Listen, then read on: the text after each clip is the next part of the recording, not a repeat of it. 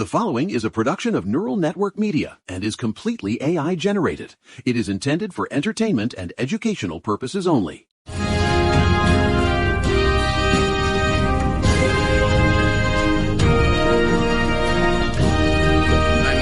at this place. Just look at it. The internet is spotty. The goats are looking at me like I've lost my mind. And honestly, who can blame them? Welcome back to the Neural Left. I'm Jonathan Steele, coming to you live from the sanctuary where I just spent 20 minutes trying to explain the national debt to a goat named Mitch. And frankly, he's got a better grasp of fiscal responsibility than anyone in the House right now. No, literally, John, I think Mitch might be overqualified for a committee chair at this point. Low-key, it's giving competency, which is a vibe we haven't seen in Washington since, I don't know, the VCR was a thing. Anyway, I'm Maya Thorne, and my screen time today is currently hitting 16 hours because, well, if you're not doom scrolling right now, are you even alive in 2026? It's a packed show today. We've got some fascinating developments to unpack, even if they're mostly just various flavors of the apocalypse.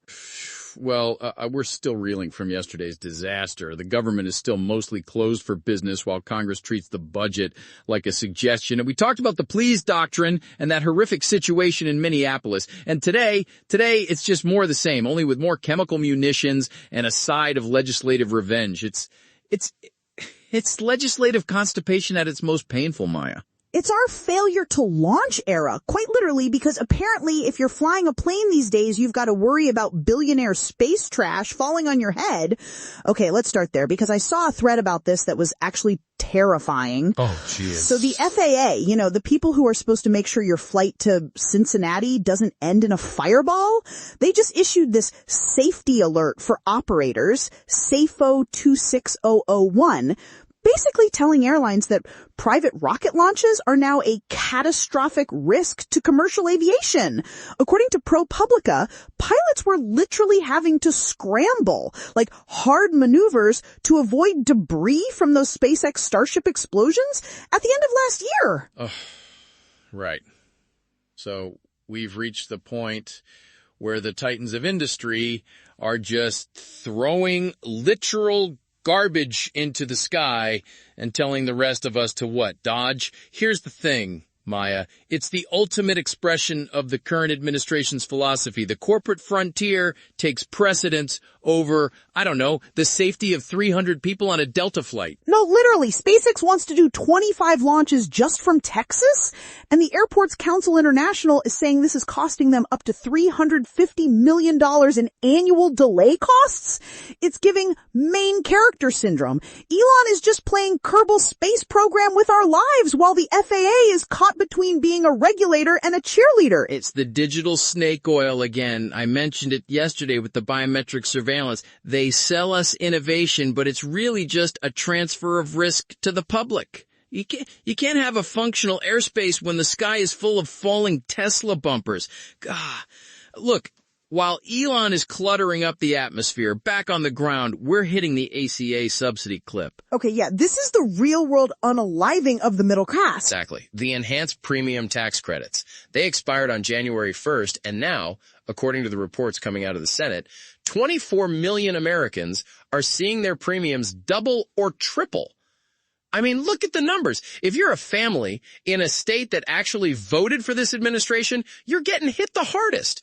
It's the political equivalent of cutting off your own leg to spite your pants. Right? And the Senate is just doing that thing where they pretend to care while being high-key useless.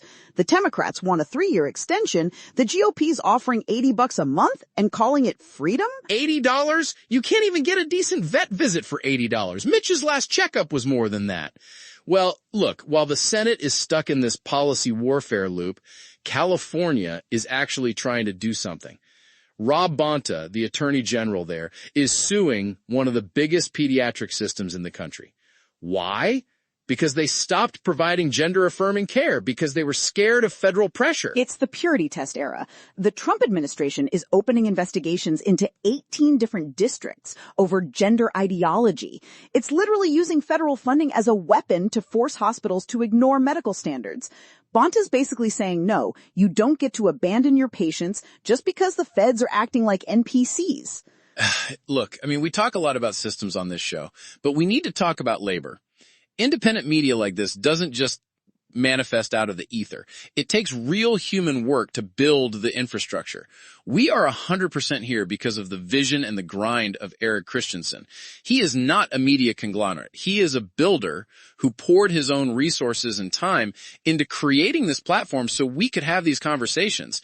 If you value independent voices over corporate algorithms, please consider supporting Eric's work. It's an act of solidarity that keeps the lights on and the servers running. Real talk. Eric is the GOAT. No offense to Mitch. None taken. Mitch is a fan. He likes the hum of the servers. He says it sounds like progress, which is more than I can say for Portland right now. Did you see the reports from over the weekend? Operation Metro Surge is turning Oregon into a literal battlefield. No, literally, it's terrifying. The Guardian reported that federal agents at the South Waterfront ICE facility were gassing peaceful protesters, like people with kids and strollers. Witnesses said they were just spraying chemical munitions into the crowd. It's giving fascist chic. It's an occupation, Maya. They're completing arrests in 30 seconds, so know your rights activists can't even get to them. It's snatch and grab governance. And the mayor, Keith Wilson, he's finally had it. He issued this statement telling ICE to resign or leave, calling it a trampling of the Constitution. Okay, but will they? Because the Metro Surge is expanding. It's in its third month now. And between Portland and those fatal shootings in Minneapolis, it feels like the administration is just, I don't know, trying to see how far they can push before the whole thing snaps. It's a national edging session, Maya. They're manufacturing chaos to justify the surveillance state overhaul we talked about yesterday. It's biological pessimism in its final form. If you treat the city like an enemy camp, eventually the city will act like one. Okay. Speaking of enemies, let's look at the global stage first. It's mid out there. Gaza is partially reopening the Rafah crossing, but only for like 150 people a day and no aid. And meanwhile, Israel just expelled Doctors Without Borders. MSF, one of the last functioning medical pillars in Gaza, expelled, while the U.S. brokered ceasefire, which is apparently a word that doesn't mean anything anymore, is being violated daily. 31 Palestinians killed over the weekend. The IDF says they were retaliations, but look, the whole World Health System is being treated as transactional. Like I said yesterday about the WHO withdrawal. If it doesn't make a profit or serve a strategic win, the current administration just lets it die. And Ukraine, 1.2 million Russian casualties, according to the latest figures.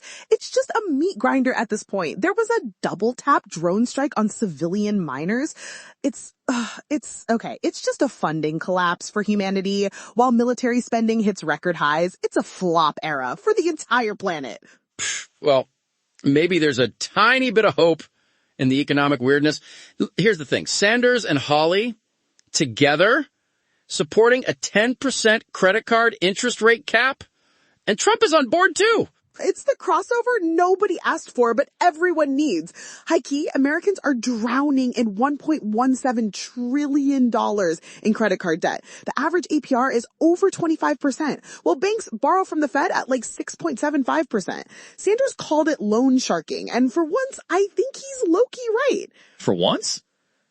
Bernie's been right since the Carter administration, Maya. He'd been screaming into the void while the rest of the country was busy buying Beanie Babies.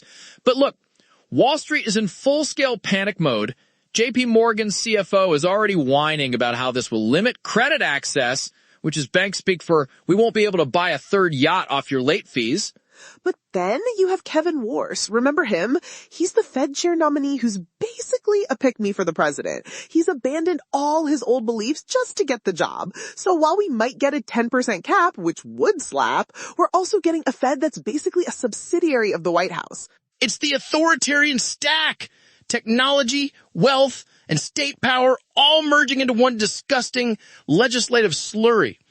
Which brings us to the main event. The real reason the cable news anchors are salivating today. The retribution loop. Oh, it's so messy. James Comer and the House Oversight Committee voted to recommend criminal contempt for Bill and Hillary Clinton, basically because they wouldn't come to D.C. for a closed-door deposition about the Epstein files. Subpoenas are not mere suggestions. That's what Comer said while ignoring every subpoena sent to his own party for the last 4 years. Look, 3.5 million pages of Epstein files were released by the DOJ on Friday.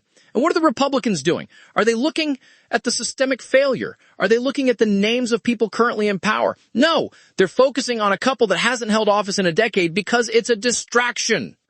It's the ultimate retribution era. 9 Democrats even joined the vote against Bill Clinton, citing transparency. But it's so obvious what's happening. Trump is threatening to sue Trevor Noah over the files, and the House is... Performative masturbation, Maya. That's all it is. The government is shut down. People are losing their health insurance. The sky is literally falling. And we are voting on the contempt status of an 80-year-old man because of files from 20 years ago. It's a loop, a circle of irrelevance. No, literally, but it gets worse. Have you seen the GAO report that dropped today? The Purge? Right. $28 million just to fire people. The GAO says the financial cost of the Schedule F reclassifications, basically turning nonpartisan civil servants into people you can fire for not being loyal enough, it's staggering. They're dismantling the institutional memory of the country to replace it with what? Loyalists who think the earth is flat if the president says so? It's the hollowing out of the state. It's firing everyone who knows how the plumbing works. Don't be surprised when the building smells like sewage. It's not just retribution, Maya. It's arson. They're burning the maps so nobody can find their way back to a functional democracy. $28 million of taxpayer money spent to make the government less efficient. It's a masterclass in bureaucratic destruction. It's the burn it all down era, but like in the most expensive and annoying way possible. I was looking at the files and honestly, it's just so chuggy. The way they're using these documents as weapons while the actual crisis is like, people can't afford eggs. Eggs, Maya, Mitch, the goat, is the only thing standing between me and a total breakdown. Look at where we are. The FAA is warning us about falling space junk. The ACA subsidies are gone. ICE is gassing people in the streets. And the House of Representatives is playing contempt with the Clintons while firing the people who keep the lights on. It's exactly what I saw coming back in 2016. That soul-breaking moment where the satire died because reality became a worse joke than I could ever write. It's not even a joke anymore. It's just like bad content, like a reboot that nobody wanted, but it has a massive budget for some reason. And the special effects are just tear gas and golden arches. Look, here's the closing thought for today, because Sarah's yelling at me to stop shouting at the internet. If we spend all our time looking at the retribution loop, if we let them distract us with the Epstein files while they dismantle the very idea of a civil service, then we've already lost. The fight isn't in a DC deposition room. It's in the streets of Portland. It's in the clinics in California. It's in the grocery stores where people are deciding between food and their heart medication. No, literally. Don't let the villain arc distract you from the actual plot. We're in the middle of a massive systemic shift, and the only way to survive it is to pay attention to the things they don't want you to see, like that GAO report, and the 10% cap, which is low-key the only good news we've had in weeks. Well, stay alert, stay angry, and for the love of everything holy, watch your head for falling debris. The billionaires are having a midlife crisis, and we're the ones living in the splash zone. I'm Jonathan Steele. And I'm Maya Thorne. This has been the Neuralect. I need to go feed the goat. At least he doesn't issue contempt referrals. That. See you tomorrow. Maybe, if the sky doesn't fall first.